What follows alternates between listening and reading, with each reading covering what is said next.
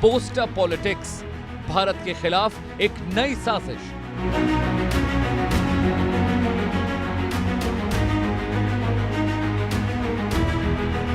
पाक का एजेंट कौन, गद्दार के खिलाफ फाइनल कौन?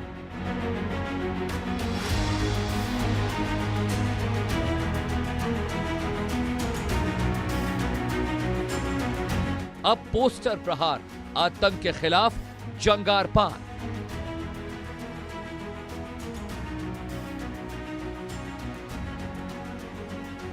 घाटी में गद्दार, वार जोरदार।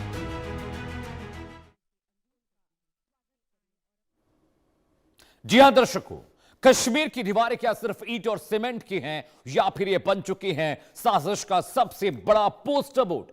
कभी आजादी के नारे, कभी पाकिस्तान जिंदाबाद के पोस्टर, अब डोडा में शहबाज शरीफ के पोस्टर लगे हैं। सवाल सीधा है, ये सिर्फ कागज के टुकड़े हैं या फिर भारत के खिलाफ चल रही एक खामोश जंग का हिस्सा? 2010 से लेकर 2019 तक और उसके बाद तक हर बार जब घाटी में माहौल गर्म हुए, दीवारों पर वही जहर उभरा, वही एजेंडा दिखा। क्या यह संयोग है या सुनियोजित पैटर्न? कौन है वो लोग जो रात के अंधेरे में पोस्टर लगाते हैं और दिन के उजाले में माहौल बिगाड़ते हैं? कौन देता है इन्हें हिम्मत? क्या यह सिर्फ स्थानीय शरारत है या सीमा पार से चल रहा पोस्टर प्रोपेगेंडा? आज बहस पोस्टर पर नहीं होगी, उस सोच पर, उस साजिश पर जो देश के खिलाफ दीवारों पर लिखी जा रही है। कौन है इसका मास्टरमाइंड? कौन कर रहा है पोस्टर के जरिए वार? और कब तक सहन करेगा हिंदुस्तान ये दीवारों वाला विद्रोह? एक्सपर्ट्स क्या कह रहे हैं वो तो आपको सुनाएंगे, लेकिन डोडा डीएसपी की बाइट आई है, जरा उनको सुनिए। सोशल मीडिया पे कल के रोज में एक छोटी सी क्लिप वायरल हुई थी जिसमें एक पोस्टर दिखाया गया था कहीं पे चस्पान करते हुए, और उसमें ये भी था कि जियो टैगिंग भी की हुई थी। जियो टैगिंग के हिसाब से वो पुल डोडा का ही नेपली वाला एरिया था, किसी ब्रिज पे वो पोस्टर चस्पान करते हुए एक छोटी सी क्लिप बनाई गई थी और वो वायरल कर दी गई थी। तो उसमें कुछ ऐसे आपत्तिजनक वर्ड लिखे हुए थे जिससे अवाम में अफरा तफरी फैलने का अंदेशा था। उसमें हमने इन्वेस्टिगेशन शुरू कर दी है, तो इन्वेस्टिगेशन के बाद ही पता चलेगा कि असल में ये क्या था, इसकी क्या हकीकत है। अभी ना तो हमने डिटेन किया है, ना ही वहाँ पे कोई मौका पे पोस्टर मिला है। जो भी है वो सोशल मीडिया पे ही दिखाया गया है। अभी ये भी इन्वेस्टिगेशन का विषय है कि वाकया ये उसी जगह का वीडियो है, क्या कोई ये ओरिजिनल वीडियो है या कोई एआई वाला है, वो सारा इन्वेस्टिगेशन का विषय है। अभी इन्वेस्टिगेशन, हाँ, एफआईआर इसमें रजिस्टर हुई है। अभी इन्वेस्टिगेशन इनिशियल स्टेज में है, अभी कुछ नहीं बताया जाता। इसकी क्या हकीकत है, क्या नहीं है, वो तो इन्वेस्टिगेशन के बाद ही पता चलेगा। वो भी सोशल मीडिया पे ही देखा गया, सिर्फ जियो टैगिंग के हिसाब से उसको हमने देखा था कि ये कोई पुल डोडा नेपली एरिया का वीडियो था। तो आपने डोडा के डीएसपी को सुन लिया, अब आपका फर्ज है कि आज का सवाल भी सुनिए जिस पर हम चर्चा करेंगे। सवाल नंबर 1, डोडा में शहबाज के पोस्टर क्या सिर्फ शरारत है या किसी बड़ी साजिश का ड्रिलर? सवाल नंबर 2 आपकी स्क्रीन पर, क्या इसके पीछे सीमा पार से चल रहा कोई प्रोपेगेंडा नेटवर्क काम कर रहा है? सवाल नंबर 3 जो बहुत अहम है, स्थानीय प्रशासन और खुफिया एजेंसियां इस घटना को रोकने में नाकाम क्यों साबित हुई हैं? सवाल नंबर 2 आपकी स्क्रीन पर था, सवाल नंबर 3 मैंने आपके लिए पढ़ा, एक बार फिर से पढ़ रहा हूं। स्थानीय प्रशासन और खुफिया एजेंसियां इस घटना को रोकने में क्यों नाकाम रही? सवाल नंबर 4 आपकी स्क्रीन पर, क्या यह घटना घाटी के बाहर भी अलगाववादी सोच के फैलने का संकेत है? सवाल नंबर 5 जो आपकी टीवी स्क्रीन पर आने जा रहा दर्शकों, क्या यह घटना सुरक्षा व्यवस्था में किसी बड़ी चूक की ओर इशारा करती है? ये तमाम सवाल हैं, इन पर हम चर्चा करेंगे, लेकिन सबसे पहले समझिए कि डोडा में हुआ क्या है। शहबाज शरीफ के समर्थन वाले जो पोस्टर लगे हैं, ये पूरी खबर क्या है, ये आपके लिए समझना और जानना बहुत जरूरी है। ये साजिश किस तरह की है और इस साजिश के तार क्या पाकिस्तान तक जुड़ रहे हैं? शहबाज के बारे में बात क्यों करना चाहता है घाटी का आदमी? कौन है गद्दार जो पाकिस्तान के समर्थन में ये पोस्टर चस्पा कर रहा है? समझिएगा। जी हां, खबर नंबर 1, कई इलाकों में पाक पीएम शहबाज शरीफ के पोस्टर देखे गए हैं डोडा के मुख्तलिफ इलाकों में। खबर नंबर 2, पोस्टर में कथित तौर पर समर्थन और प्रचार जैसे संदेश लिखे गए हैं, जब्त हैं। खबर नंबर 3 आपकी स्क्रीन पर दर्शकों, पोस्टर लगते ही खुफिया एजेंसियों ने जांच शुरू कर दी। डोडा बहुत सेंसिटिव इलाका है, इस वजह से। खबर नंबर 4, डोडा में शहबाज के पोस्टर से जुड़ी जानकारी आपको बता रहे हैं। सुरक्षा एजेंसियां और स्थानीय प्रशासन भी अलर्ट मोड पर आ गया है। खबर नंबर 5, सुरक्षा के लिहाज से डोडा बहुत संवेदनशील इलाका है, बॉर्डर के पास है, इसलिए चिंता बढ़ रही है। बॉर्डर के पास होने की वजह से पोस्टर की घटना परेशान करने वाली है। खबर नंबर 6 आपकी स्क्रीन पर आने जा रहा है। बॉर्डर का इलाका होने की वजह से यह मामला बहुत खतरनाक हो गया है। दर्शकों आगे बढ़ते हैं। जी हां, जब पोस्टर देखने के लिए मिला, पता चला कि पोस्टर मिला है, बाकायदा एफआईआर दर्ज की गई। अगले ग्राफिक्स पर आते हैं दर्शकों। एफआईआर दर्ज की गई, लेकिन प्रशासन क्या कर रहा है? प्रशासन से भी तो पूछना पड़ेगा और देखना पड़ेगा कि प्रशासन ने क्या एक्शन लिया। जी हां, कार्रवाई क्या क्या हुई है इस पूरे मामले में, वो कार्रवाई की पूरी फहरिस्त आपको बताने जा रहे हैं, दिखाने जा रहे हैं, समझाने जा रहे हैं कि आखिरकार क्या कुछ हुआ है। जी हां, समझिए, हर कार्रवाई की डिटेल आपको देंगे। कार्रवाई नंबर 1 जो हुई है, हर इलाके से पोस्टर को तुरंत हटा लिया गया है। कार्रवाई नंबर 2, पुलिस सीसीटीवी फुटेज खंगाल रही है। कार्रवाई नंबर 3, इंटेल के आधार पर आरोपियों की पहचान की जा रही है। कार्रवाई नंबर 4 आपकी स्क्रीन पर, पूरे इलाके में चौकसी बरती जा रही है। तो प्रशासन भी लगातार कार्रवाई कर रहा है, कॉम्बिंग ऑपरेशन चल रहे हैं, सीसीटीवी फुटेज खंगाले जा रहे हैं, पूछताछ की जा रही है कि आखिर ये कौन लोग थे जो रात के अंधेरे में पोस्टर लगाकर गए और दिन के उजाले में ये दहशत फैलाना चाहते हैं, दंगे कराना चाहते हैं, हिंसा कराना चाहते हैं। दर्शकों आगे बढ़ते हैं। पोस्टर की घटना इतनी गंभीर क्यों है? क्यों प्रशासन और पुलिस इसे लेकर परेशान है? इसके पीछे की वजह क्या है? वो सारे वजूहात, सारी सिचुएशन, सारी डिटेलिंग हम आपसे करने जा रहे हैं। डोडा में लगे ये पोस्टर महज पोस्टर नहीं है दर्शकों, इसके पीछे की चीजें बहुत सनसनीखेज हैं। जी हां, सीमा से जो पास के इलाके हैं वो बहुत सेंसिटिव होते हैं, वहां पे इस तरह के पोस्टर लगने के बहुत सारे मतलब होते हैं। अब क्यों ये परेशानी का सबब है, क्यों ये चिंता का सबब है, वो ग्राफिक के जरिए आपको बताने जा रहे हैं। जी हां, समझिए कि क्यों ये जो इलाका, बॉर्डर का जो इलाका है, ये बहुत सेंसिटिव है। रात के अंधेरे में शहबाज शरीफ के समर्थन के पोस्टर लग रहे हैं, तो उसके मतलब क्या है? वजह नंबर 1, सीमा से सटे राज्य में ऐसे पोस्टर सुरक्षा के लिहाज से खतरे का संकेत होते हैं। यह सेंसिटिव मामला है, सेंसिटिव इलाका भी। वजह नंबर 2, ये किसी बड़े नेटवर्क या भड़काने की साजिश का हिस्सा भी हो सकते हैं दर्शकों। जी हां, इसी एंगल से जांच भी हो रही है। वजह नंबर 3 आपकी स्क्रीन पर आने जा रहा है।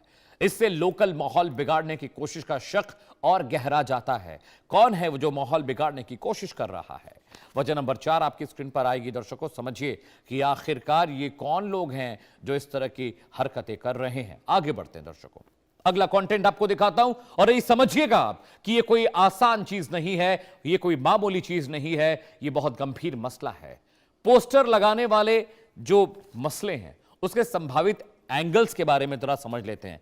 आखिरकार ये पोस्टर क्यों लगाए गए, इसके पीछे की वजह क्या थी, अलग अलग एंगल आपको बताएंगे। ये कौन लोग हैं जो इस तरह के पोस्टर लगाने की कोशिश करते हैं?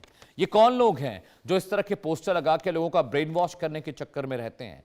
पिछले 30-40 सालों में घाटी में हमेशा पोस्टरबाजी होती रही। दीवारों पर देश के खिलाफ भाषाएं लिखी गई, देश के खिलाफ नारे लिखे गए, कश्मीर को लेकर अलग अलग तरह की बातें की गई, भारतीय सेना के बारे में बहुत सारी चीजें लिखी गई।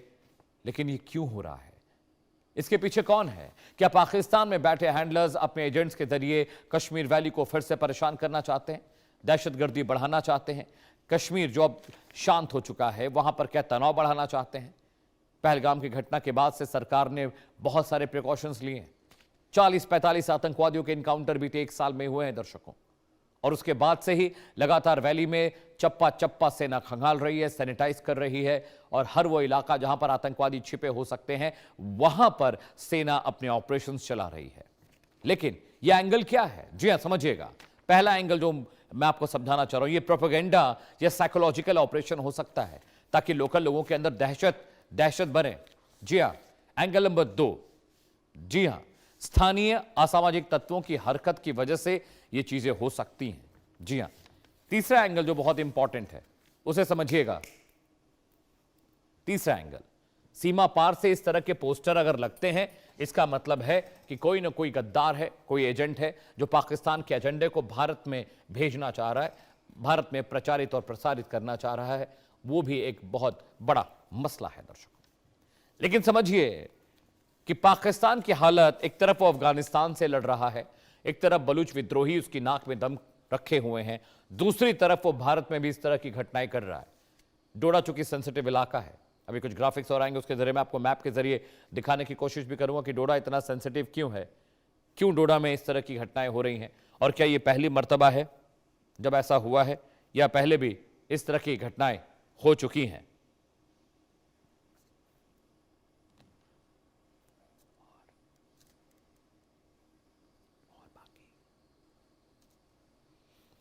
ठीक है, राजेश भार्गव साहब मेरे साथ जुड़ रहे हैं, फॉर्मर आईजी बीएसएफ हैं।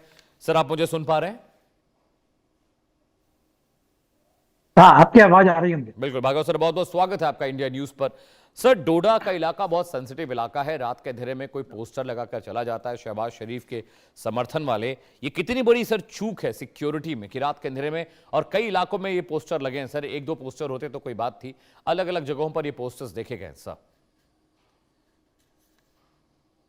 देखिए, एक बार मैंने शायद आपके ही चैनल के ऊपर पहले भी कहा था कि कश्मीर में बहुत बदलाव हुआ है, इसमें कोई शक नहीं है। लेकिन जो कश्मीरी पब्लिक है, जो कल तक पाकिस्तान की सपोर्टर थी या कह लीजिए उसके सिंपैथाइजर थे, उनमें उतना अंतर अभी नहीं आया। देखिए, एक बच्चा जो 5 साल का, 7 साल का या 10 साल का था, उसने आतंकवाद की छाया में, जिसने अपनी जवानी उसको मिली है, जवानी से आगे वो आज की तारीख में 30 साल, 25 साल या 35 साल का है, तो अगर हम ये सोचते हैं कि उसकी मनस्थिति पूरी तरह से बदल गई है, तो ये संभव नहीं है, कहीं भी संभव नहीं होता। इसको कहते हैं ना कि जब आपको दिमाग में रेडिकलाइज कर दिया गया है तो उसको दूर करने में पीढ़ी लगती है।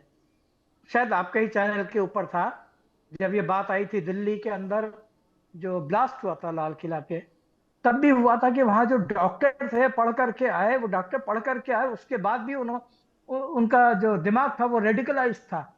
तो वजह उसकी यही थी कि जिस समय आप उनकी उम्र देखिए ना, कितने उम्र थी, और उस उम्र को उनकी पैदाइश से या जो उनका बचपन था उससे आप रिलेट करिए, तो आप देखेंगे कि वो उस समय उन्होंने जवानी में आए थे या पढ़ाई उन्होंने शुरू की थी या डॉक्टरी में पास हुए थे, जिस समय वहां पर मिलिटेंसी थी, पाकिस्तान जिंदाबाद के नारे लगते थे। बहुत से एलिमेंट आज भी हैं जो कि अभी भी शायद पाकिस्तान के सिंपैथाइजर हैं, और उनके दिमाग को बहुत आसानी से दोबारा से रेडिकलाइज किया जा सकता है, या कह लीजिए कि परवर्ट किया जा सकता है। कुछ पैसों के लिए, पहले पैसों के लिए वो पत्थर फेंकते थे, आज शायद पैसों के लिए वो पोस्टर लगाने के लिए तैयार हो जाएंगे। फर्क है, लेकिन उतना फर्क नहीं है। अब सवाल आता है कि वहां पर पोस्टर डोडा में क्यों लगे हैं। जी देखिए, डोडा, ऐसा नहीं कि डोडा पहले पूरी तरह से शांतिपूर्ण था। बनिहाल टनल के जम्मू की साइड में ये इलाका, इसमें उस समय भी यहाँ पर काफी आतंकवाद था। जो पाकिस्तान सपोर्टेड मिलिटेंट्स थे वो इस इलाके में काफी हद तक रहते थे, वहां पर काफी सिक्योरिटी फोर्सेस थी। और मुझे याद है कि मेरे एक यूनिट थी अंडर में, उसके ऊपर पहाड़ी से बैठ करके ये मिलिटेंट फायर करते थे, और वहां पर आना जाना दिन के समय में बहुत मुश्किल होता था, आमतौर के ऊपर रात में ही मूवमेंट करती थी। तो ये तो बात रही जो वहां पर डोडा की स्थिति के बारे में। इसलिए हम ये कह दें कि वहां पर ऐसा पहली बार हो रहा है या क्यों हो रहा है, नहीं होना चाहिए था, ये शायद एक गलत संदेश देते हैं। ठीक है सर, प्लीज। अब मैं आता हूं, देखिए, दूसरी चीज के ऊपर कि वहां पर ये क्यों हो रहा है या पोस्टर लगने की वजह क्या है। देखिए, आप पाकिस्तान की स्थिति को देखिए तो आज की तारीख में अफगानिस्तान भी उसके ऊपर सर पे सवार है, बलूचिस्तान में भी उसको दिक्कत है, और सबसे बड़ी चीज जो आज ताजा हुई है वो ये कि जो जिस मेडिएशन में उसने सोचा था कि मैं यहाँ पर वर्ल्ड पॉलिटिक्स में बड़े ऊंचे स्तर पे चला जाऊंगा, वहां पर उसके फेल होने से उसको अपने घर में गालियां पड़ रही हैं। लोग कह रहे हैं कि इस्लामाबाद में, लाहौर में, रावलपिंडी में, जहां आपने पूरे इलाके में हफ्तों कर्फ्यू लगा करके रखा, और बाद में उसका क्या हुआ, सब कुछ टाइम फिस हो गया, जिसके लिए वहां की लोकल पब्लिक भी उसके बहुत अगेंस्ट है। और पाकिस्तान के पास में हमेशा एक सबसे बड़ा जो उसके हाथ में एक हथियार होता है वो होता है कश्मीर के इशू को दोबारा से वहां की जनता को चूर्ण बना करके दे देना कि ये देखो कश्मीर में ये हो रहा है। वो उनके लिए एक यूनिफाइंग फैक्टर है। कश्मीर का नाम लिया तो वो उम्मीद करते हैं कि सारे के सारे इकट्ठा हो जाएंगे, यूनिफाइड हो जाएंगे। शायद एक ये भी वजह है जिसकी वजह से वो ये यहाँ पर पोस्टर दिखा रहे हैं। बाकी आगे शायद करने का हो सकता है All right, उनका sir. इरादा हो, ये तो जो हमारी इंटेलिजेंस एजेंसी है वहां से पता लगेगा। और इसके अलावा जो सबसे बड़ी चीज है वो ये कि कश्मीर को एक इंटरनेशनल इशू की तरह से इसको हमेशा जिंदा रखना, उसके लिए वहां पर कुछ ना कुछ उनको All right, करते sir. रहने की जरूरत है। Point, Kashmir point. के लोगों को कुछ ना कुछ दिखाते रहने की जरूरत है कि हम तुम्हारे साथ हैं। Alright sir, please stay with मी। मेरे साथ आरजू काजमी भी जुड़ चुके हैं, पाकिस्तानी वरिष्ठ पत्रकार हैं। आरजू जी, बहुत बहुत स्वागत है। मेरे साथ पद्मश्री RVS मनी सर हैं, फॉर्मर MHA अंडर सेक्रेटरी हैं। सर, आपका भी बहुत बहुत स्वागत है। इसके अलावा मेजर जनरल सुधाकर जी मेरे साथ हैं, is a senior geopolitical strategist expert, international मामलों के जानकार हैं, डिफेंस एक्सपर्ट है। सर, आपका भी बहुत बहुत शो में स्वागत है। इससे पहले कि मैं बाकी अपने गेस्ट के पास जाऊँ, जनरल साहब मैं आपके पास आ रहा हूँ।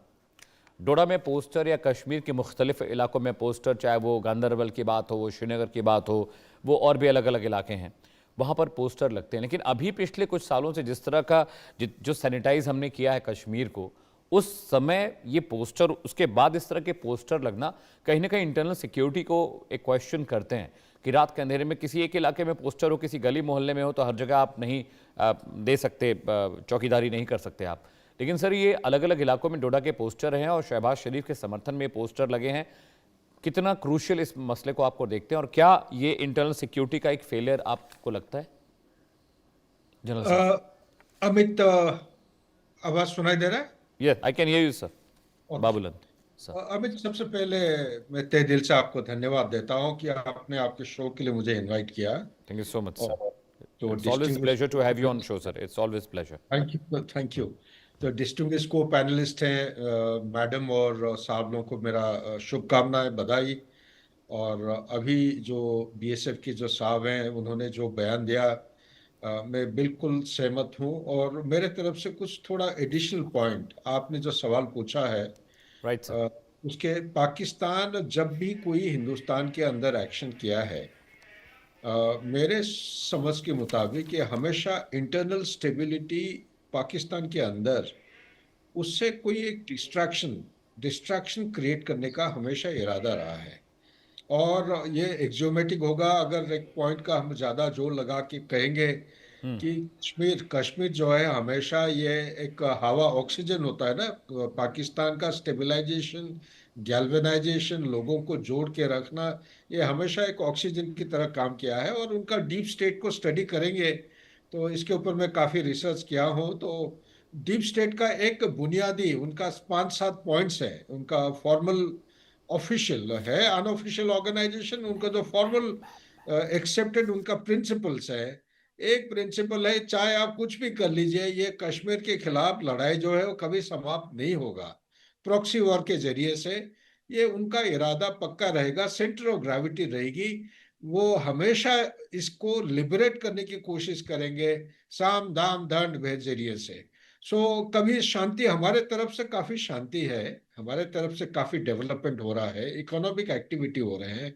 एम्स का नंबर, IITs का नंबर देखिए, एम्प्लॉयमेंट अपॉर्चुनिटी, टूरिज्म का जो फुटफॉल है 2022-23 को अगर देखते हैं, मैं भी देख के हैरान, मेरा ज्यादातर नौकरी उधर ही रहा है।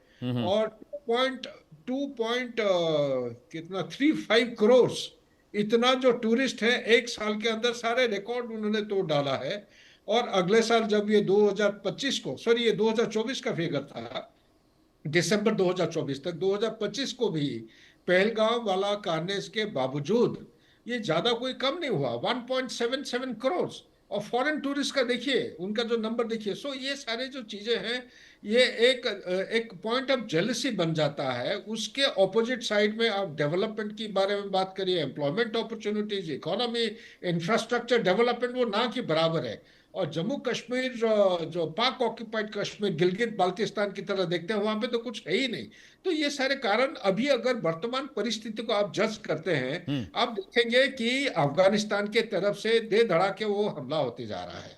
बलूचिस्तान का आप देखेंगे 2023 और 2026 के बीच में year on year number of terrorist attack बढ़ते जा रहे हैं।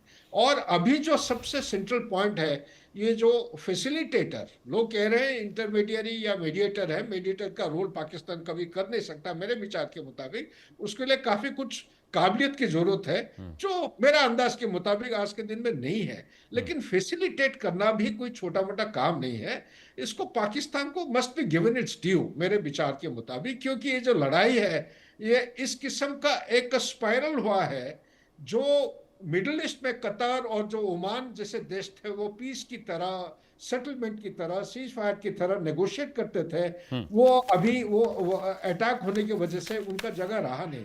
तो बेस्ट ऑप्शन अमेरिका के लिए पाकिस्तान आज के दिन में है। उसका अलग से डिस्कस कर सकते हैं पाकिस्तान क्यों, लेकिन जो भी कुछ हो, वो कहीं तो कहीं वो दो स्टेक होल्डर को साथ में लाके बातचीत तो शुरू किए हैं। Let's give them there due.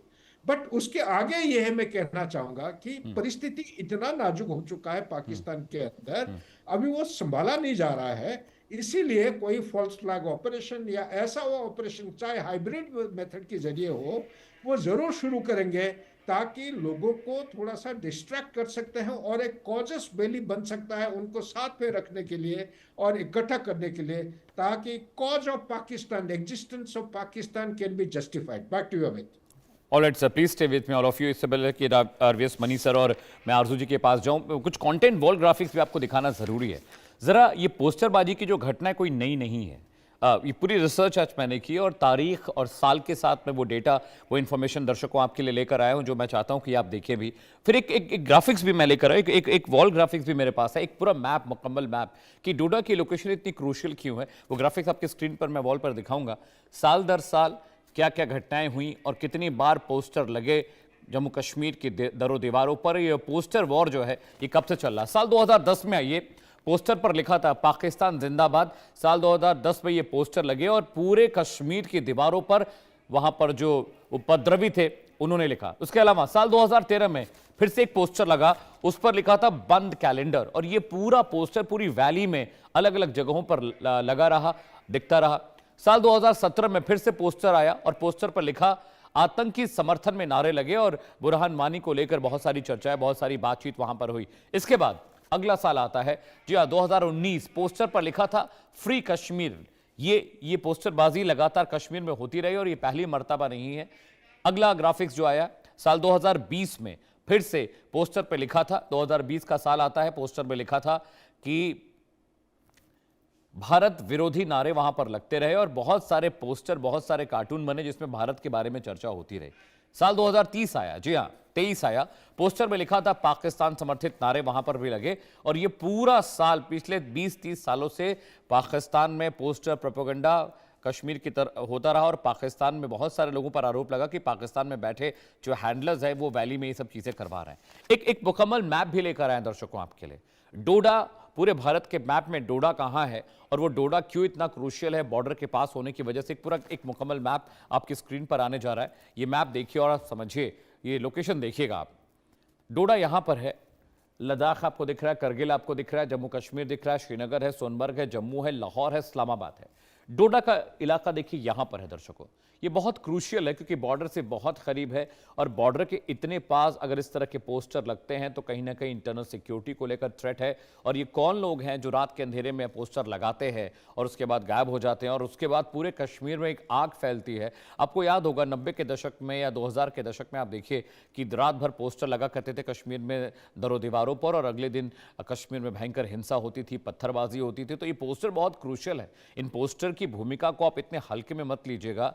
ये जो बोर्ड वॉर है, पोस्टर प्रहार जो लगातार कश्मीर में होता रहा है, ये बहुत क्रूशियल है दर्शकों। और इसीलिए आज ये चर्चा हम करने हैं। मेरे साथ एक बड़ा पैनल जुड़ा हुआ है। मेजर जनरल सुधाकर जी मेरे साथ हैं, इसके अलावा पद्मश्री आरवीएस मनी सर मेरे साथ हैं। इंटरनल सिक्योरिटी पर हम इनसे बात करेंगे। इसके अलावा राजेश भार्गव जी हैं, फॉर्मर आईजी हैं बीएसएफ के। आरजू काज़मी मेरे साथ है, पाकिस्तान से सीनियर जर्नलिस्ट हैं।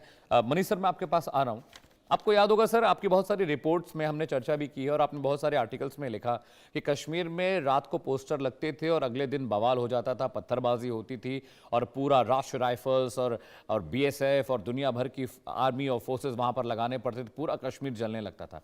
पोस्टर में बहुत ताकत है, लेकिन फिर से डोडा में ये पोस्टर लगे हैं सर, आपकी एनालिसिस क्या है इसे लेकर?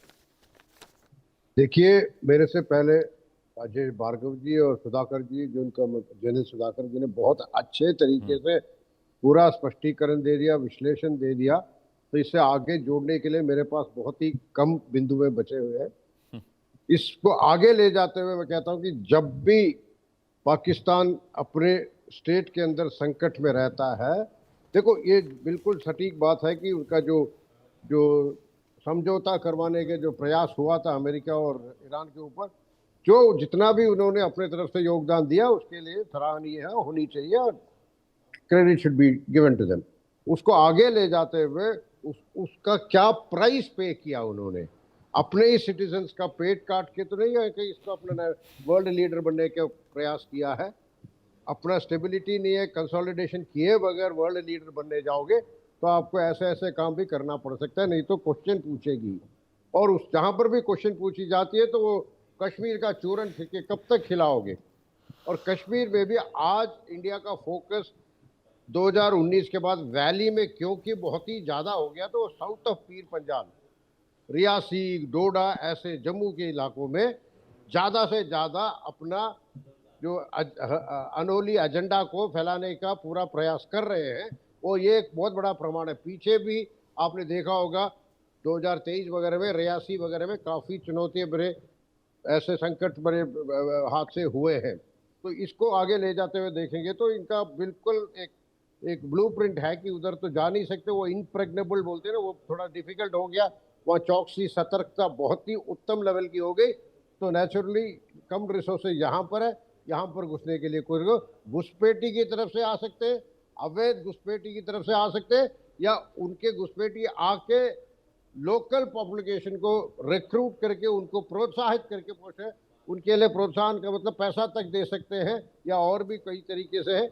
और कौन लोग ये वैसे घुसपैठ करके आते हैं, वो रियासी से हो या डोडा की तरफ से हो, ये कौन लोग आते हैं हम सबको पता है, कौन लाते हैं, कैसे आते हैं। और भार्गव जी तो बीएसएफ का कमांड भी संभाले हुए हैं, तो उन्होंने बहुत कुछ अपने पर्सनली भी देखा होगा कि कैसे लोग आते हैं। बिकॉज उन दिनों ज़्यादा यूनिफाइड कमांड होता था और वैली में ज़्यादा फोकस था।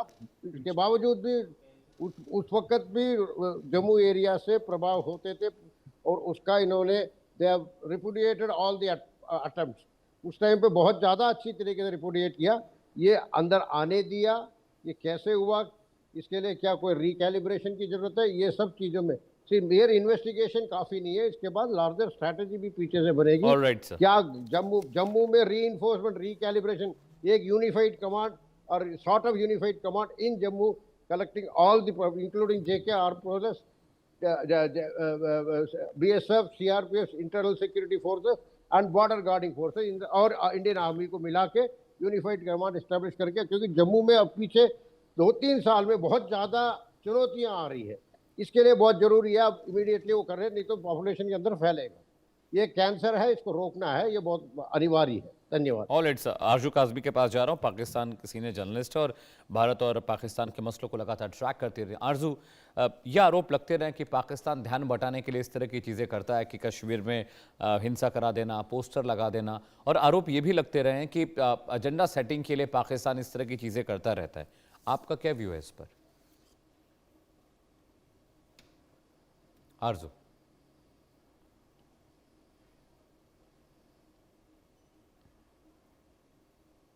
आरजू, आप मुझे सुन पा रही हैं? ठीक है, आरजू जी के पास जाएंगे, शायद नेटवर्क का थोड़ा इशू है। अजय जांडाल मेरे सहयोगी ज़्यादा जानकारी के साथ जुड़े हैं। अजय, हम आज डिबेट कर रहे हैं कि डोडा में जो पोस्टर्स लगे हैं वो कितना बड़ा थ्रेट है इंटरनल सिक्योरिटी के लिए, क्योंकि पाकिस्तान इस तरह के प्रोपेगेंडा चलाता रहता है। क्या कोई अपडेट इन्वेस्टिगेशन को लेकर? एफआईआर दर्ज तो हुई, डीएसपी साहब कह रहे थे, अभी ताज़ा अपडेट क्या है इस पूरे मामले में? Ajay, over to you.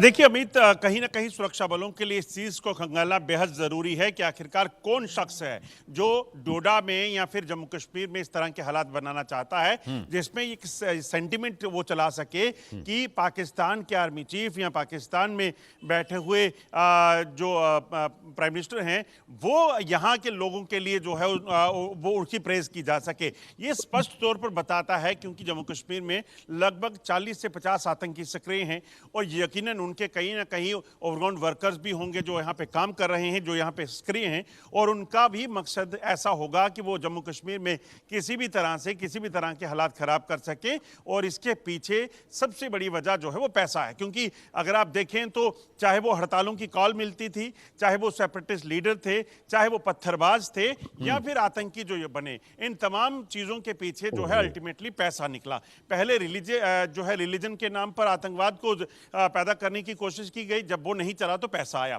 तो इसमें भी ये पोस्टर जो लगाए गए हैं वो भी डोडा में, वो पोस्टर लगाने का मकसद उसका वीडियो बनाकर, देखिए पुलिस ने कहा कि पोस्टर मिला नहीं है, वो वीडियो एक बनाया गया है जो पुलडोडा एक इलाका पड़ता है वहां पे लगा था, और उस पोस्टर पर पाकिस्तान के army chief field marshal Asif Munir और शहबाज शरीफ को लेकर जो है वो तारीफें लिखी हैं। अब सोचिए जम्मू कश्मीर के लोग जिन्होंने पाकिस्तान की क्रूरता को पिछले 3 दशकों से ज्यादा समय से देखा है, मासूम निहत्थे लोगों की हत्याएं, मासूम कश्मीरी पंडितों को वहां पर अंधाधुंध गोलीबारी कर उनकी हत्याएं की गई, यहां जो कश्मीरी थे उनके हाथों में हथियार देकर उन्हें फौज के सामने खड़ा किया मजहब के नाम पर, और वो मारे गए। ये तमाम चीजें जो हुई हैं वो पाकिस्तान ने की हैं। तो यहां पाकिस्तान को या पाकिस्तान के प्रधानमंत्री और आर्मी चीफ को सिंपैथी मिले, ये बिल्कुल नहीं हो सकता। ये कोई ना कोई ऐसा टाउट था जिसने पैसे के लालच में ये किया है, और अब पुलिस इस चीज को खंगालने में लगी है कि उन लोगों तक पहुंचा जा सके और उन लोगों को निकाला जा सके।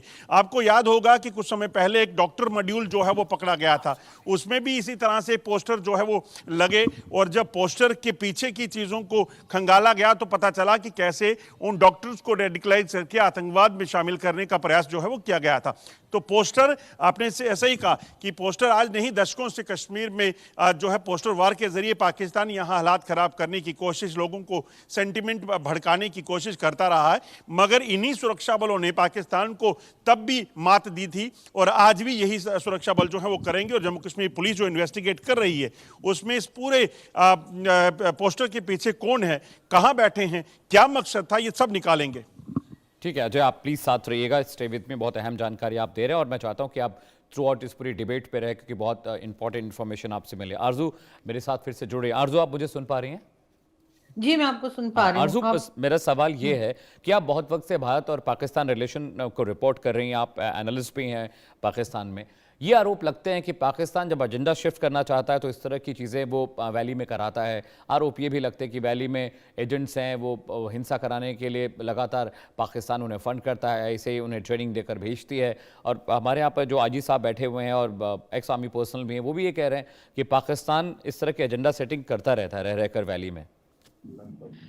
देखिए, इस तरह के एलिगेशंस तो पाकिस्तान भी लगाता है भारत के ऊपर। जिस वक्त बलूचिस्तान में कोई प्रॉब्लम आती है, जिस वक्त केपीके या अफगान बॉर्डर पे कोई टेंशन होती है या किसी किस्म का कोई अटैक हो जाए, टेरर अटैक या कुछ, तो पाकिस्तान भी कहता है कि जी ये भारत करवा रहा है। और यहाँ तक कि हमने तो फितनॉल खारिज या फितनॉल हिंदुस्तान नाम तक रखे हुए। तो हम लोग तो यहाँ पे कहते हैं कि भाई अंदर देखने की जरूरत है कि यहाँ से कौन ये गड़बड़ कर रहा है, कौन ये अटैक्स कर रहा है, और बलूचिस्तान के लोग क्यों नाराज हैं या केपीके में क्या प्रॉब्लम है। यही चीज हिंदुस्तान को भी देखनी होगी। सिर्फ ये कह देने से कि पाकिस्तान करा रहा है, पाकिस्तान ने पोस्टर लगवा दिए, पाकिस्तान ने तारीफ करा दी, उससे आपका इशू सॉल्व नहीं होगा। कोई ना कोई लोग दोनों कंट्रीज में अंदर मौजूद हैं जो इस किस्म की बातें करते हैं, इस किस्म की हरकतें करते हैं या इस किस्म के अटैक्स करते हैं। क्योंकि जैसा रिलेशन हम लोगों ने बना के रखा है, मैं दोनों कंट्रीज को कह रही हूँ, जो टेंशन एक बना के रखी है उसमें तो ये कुछ होता रहता है। एक दूसरे के ऊपर एलिगेशंस भी लगती हैं, एक दूसरे को ये भी कहा जाता है, यहाँ पे कह दिया जाता है जी जिस वक्त इनसे कोई चीज़ कंट्रोल नहीं होती तो उस वक्त ये हिंदुस्तान का नाम ले लेते हैं। और यहाँ पर कहा जाता है कि जी जिस वक्त इलेक्शंस होने लगते हैं उस वक्त आप लोग पाकिस्तान को किसी तरीके से बीच में घसीट लेते हैं। तो ये चीज़ें तो मेरा ख्याल है हम लोग बचपन से देखते आ रहे हैं। और आज भी अफसोस की बात ये कि ज़रा भी मैच्योरिटी जो है वो मुझे कंट्रीज़ में, दोनों कंट्रीज़ में दिखाई नहीं देती। इस वक्त हमें ज़रूरत इस बात की है कि हम अंदर की तरफ भी एक नज़र डालें। इस वक्त भी जो आपके यहाँ दिल्ली का जो अटैक हुआ था उस वक्त भी मैंने शोज में यही कहा था कि जो किले के दरवाजे थे वो अंदर से खोले गए थे, वो बाहर से कोई नहीं आया था। यही चीज मैं पाकिस्तान को भी कहती हूँ कि अगर बलूचिस्तान में कुछ होता है या अगर केपीके में कुछ होता है तो आपको अंदर की तरफ देखना है कि यहाँ से कौन कर रहा है, बजाय इसके कि आप तरह तरह के नाम रख दें और हिंदुस्तान को कहें कि बस वही कर रहा है। अपनी गलती भी या अपनी कमजोरी को भी थोड़ा सा देखना चाहिए। आरजू, मेरे वरिष्ठ सहयोगी अजय जरनाल भी मेरे साथ है, वो कुछ आरजू कहना चाह रहे हैं। आरजू एक चीज, अजय गो अहेड। आरजू, देखिए, आपने कहा कि भारत भी इस पाकिस्तान पर इल्ज़ाम लगाता है और पाकिस्तान भारत पर इल्ज़ाम लगाता है, मगर होता कुछ नहीं। मगर भारत में और पाकिस्तान में फ़र्क आपको बताता हूं। जब भारत में किसी भी तरह की कोई यहाँ ऐसा शख्स सामने आता है जो आतंकवादी घटनाओं के लिए जिम्मेदार है, चाहे वो भारत में है या फिर पाकिस्तान में है, उसकी जगह जेल की सलाखों के पीछे होती है। मगर पाकिस्तान में जिस तरीके से आप देखें, आतंकी सरगना बैठे हैं, जैसे मोहम्मद के चीफ की बात की जाए, मसूद अजहर की, या फिर आप हाफिज सईद को देखें, खुलेआम भारत को धमकियां देते हैं, खुलेआम भारत के खिलाफ जो बोलते हैं, हथियारों के साथ दिखते हैं। आप उनको ये कहेंगे कि आप पाकिस्तान को देखना चाहिए, तो पाकिस्तान को सीरियसली देखना चाहिए। ये फर्क भारत और पाकिस्तान में है। जो वहां पे हो रहा है उसके पीछे सरकार, सेना सब खड़े हैं। सिर्फ पाकिस्तान की जो पुरानी नीति है, ब्लीड इंडिया 1000 कट, उस चीज को लेकर। ठीक है Jay, please stay with me. Bhargav sir के पास मैं जा रहा हूँ। भार्गव सर, आप तो वैली में बहुत सर्व किया आपने बहुत लंबे वक्त तक, और आप स्पेशल ऑपरेशंस का भी हिस्सा रहे हैं वैली में, मैं जानता हूँ ये बात। ये जो पोस्टरबाजी वाली घटनाएं होती हैं, ऐसा कहा जाता है कि ये प्री प्लान्ड होता है, पोस्टर छपते भी वैली में ही हैं, वहीं का लोकल प्रिंटर होता है जो पोस्टर छापता है, कंटेंट सिर्फ पाकिस्तान से आता है। तो अगर ये वैली के अंदर पोस्टर छप रहे हैं, तो हमारे इतने सारी खुफिया एजेंसीज, हमारे सारे नेटवर्क वहां पर वैली में एक्टिव रहते हैं, काम करते हैं, ये पकड़ में क्यों नहीं आते? पोस्टर लगने के बाद ही क्यों पता चलता है कि पोस्टर लग गए, दीवारें रंग दी गई? देखिए, पता तो तभी लगेगा जब पोस्टर लग जाएगा। आप देखिए, कश्मीर कोई छोटा सा गांव या कोई एक मोहल्ला नहीं है जहां पर जाकर के आपको पता लग जाए कि कहां पर इनका प्रिंटिंग हो रहा है और कहां पर कहां वहां से निकल करके कौन उनको लगा रहा है। देखिए, कश्मीर बहुत बड़ी जगह है, छोटी नहीं है जिसको हम कहें कि हम जाकर के और कोई गांव में है हम जाकर के उसको पकड़ लेंगे। आज से पहले जिस समय वहां पर टेररिज्म पीक पर था, उस समय तो देखिए सारे हथियार वहां पर होते थे, सारे हथियार वहां छुपाए जाते थे, घरों में छुपाए जाते थे। हम ऑपरेशन करते थे, हमें इनकी रिपोर्ट मिलती थी कि घर के अंदर किस जगह पर हथियार किस तरह छुपे हुए हैं, कौन मिलिटेंट वहां छुपा हुआ है। हम ऑपरेशन करते थे, वहां पकड़ते भी थे, हथियार भी वहां पर लेते थे। लेकिन एक पोस्टर छापना कोई इतनी बड़ी चीज नहीं है जिसको लेकर के कोई बहुत बड़ी प्लानिंग की जरूरत पड़ती हो। भाई, आज की तारीख में आप देखिए, पहले पुराने टाइम में प्रिंटिंग प्रेस होते थे जिसमें प्रिंट करने के लिए, पोस्टर बनाने के लिए, किताब छापने के लिए बहुत लंबा समय लगता था। उसको कंपोज करते थे, उसका पूरा फॉर्मा बनाते थे, तब जाकर के वो छप के निकल के आता था। आज की तारीख में आप किसी भी गली नुक्कड़ के किनारे पे चले जाइए, वहां पर आपको फोटो कॉपियां से रखे हुए हैं। आप उसके ऊपर जितने चाहे 50 निकाल लीजिए, आप कहीं भी चले जाइए वो आपको मिल जाएगा। और उसको एक जगह से दूसरी जगह लेकर आने के लिए भी कोई दिक्कत नहीं है। अरे, आप गाड़ी के अंदर 100 उठा करके ले आइए, कहीं भी जाकर के चुपचाप लगा दीजिए, आप क्या उसे पता लगा सकते हैं? आज की तारीख में वहां पर हमारा कोई चप्पे चप्पे के ऊपर वहां पर सीसीटीवी नहीं लगे हुए हैं जिससे हम देख लें। और वैसे भी देखिए, अभी जो हमारे पास इसमें जो आपके हिसाब से खबर आई है, वो वहां पर कहीं लगे हुए नहीं देखे हैं। अब वो जो वहां पर मीडिया पे आया है, यह नहीं पता कि वो मीडिया के ऊपर जो उन्होंने पोस्टर बनाए हैं वो कहां बनाए हैं। कहीं हो सकता है पाकिस्तान में बैठकर के उसको उन्होंने मीडिया पे डाला है। तो ये अभी आगे की इन्वेस्टिगेशन की चीज है, उससे ये पता लगेगा कि ये किस जगह पर हो सकता है, कहां से हुआ होगा। बाकी देखिए, डोडा की एक बात रहेगी, डोडा में क्यों है इसका भी मैं आपको बताता हूं। इतने लंबे समय में रहा हूं। आज की तारीख में कश्मीर में श्रीनगर का जो एरिया है, वहां पर जो बिजनेस कम्युनिटी है वो वहां पर टेररिज्म को नहीं चाहती है। ये भी मैं कह रहा हूं। अभी थोड़ी देर पहले हालांकि मैंने कहा था कि कश्मीर बदला है, लेकिन कश्मीर की बहुत सी पब्लिक नहीं बदली है।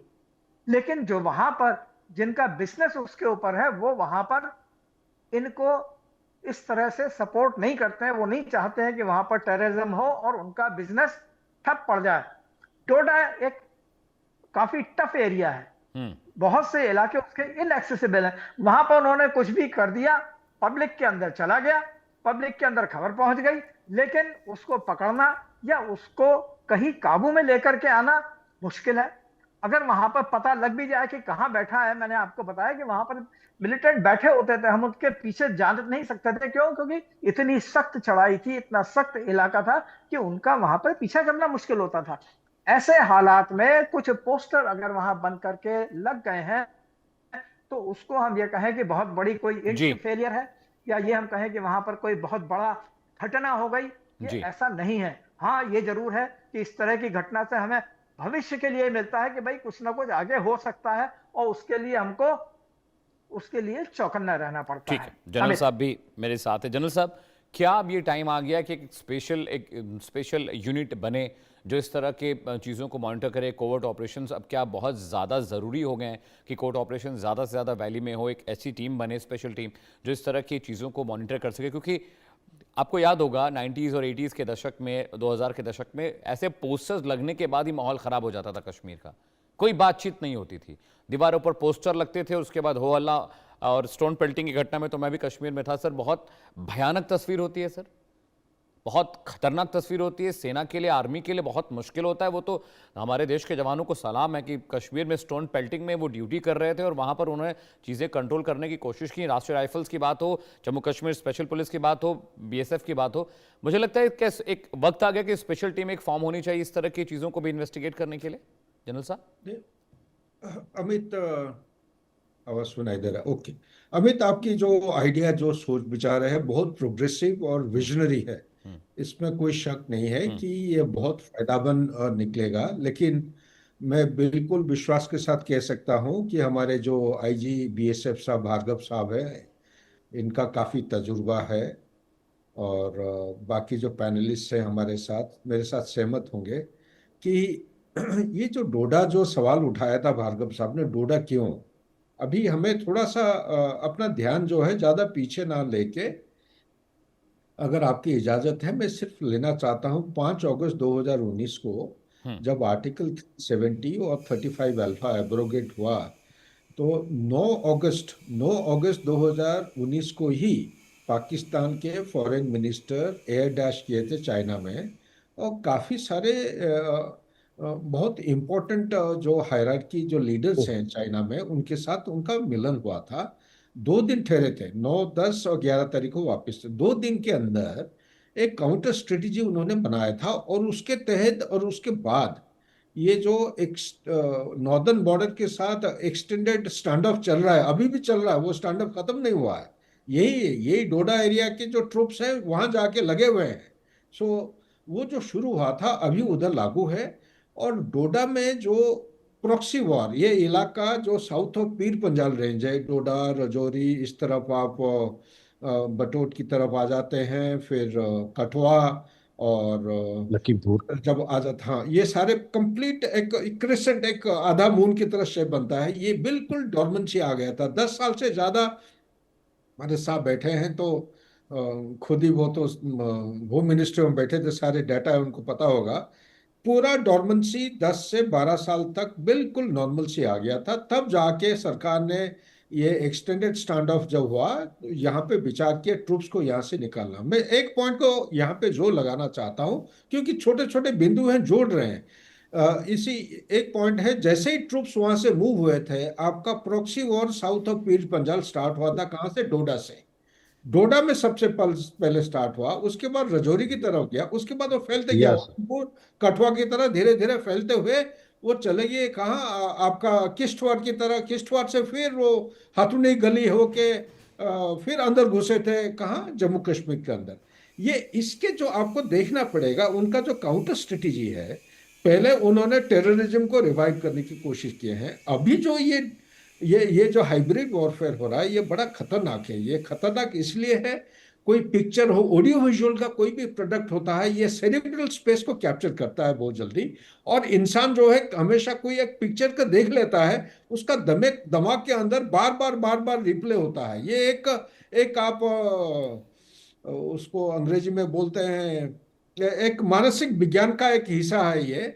और ये प्ले होता है क्योंकि जैसे हमारे भार्गव साहब ने थोड़ी देर पहले बहुत बढ़िया चीज बताया कि ये एक ऐसा पीढ़ी है 1990 से लेके 2026 के बीच में, जिनका उम्र 25 से 36 जी जनरल साल के साहब। बीच ठीक। तो ये वाला जो दे द मोस्ट वल्नरेबल सेगमेंट, उनका कभी ये फेंस सिटर माने जाते हैं। ठीक है जनरल साहब, ज्यादा वक्त मेरे पास बचा नहीं है। डिवाइड करते हैं वो फेंस सिटर, और फेंस सिटर ऐसा होता है उनका जो मानसिक प्रभाव है ये Alright, बहुत sir. जल्दी प्रभाव हो सकता है, इसलिए बड़ा खतरा है और सरकार को जरूर कोई कदम उठाना चाहिए उसको रोकथाम के लिए। ऑलराइट साहब, ज़्यादा वक्त बचा नहीं है। अरवेश मनी सर, मैं आपके पास आ रहा हूँ।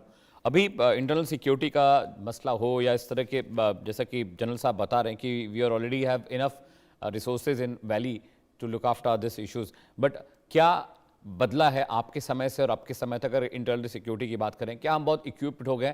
क्या चीज़ें बेहतर हो गई हैं? और सर्टनली देखो, सक्सेसेस हैव बीन मच। देखिए, पहला बात है कि 2014 के बाद हमारे कैजुअलिटीज, हमारा कॉन्फिडेंस वगैरह ज़्यादा बढ़ गया। कोई डायलॉग, कोई कॉन्फिडेंस बिल्डिंग मैसेज का कोई बात नहीं करता। Basic we will defend our land, that is the basic dictum.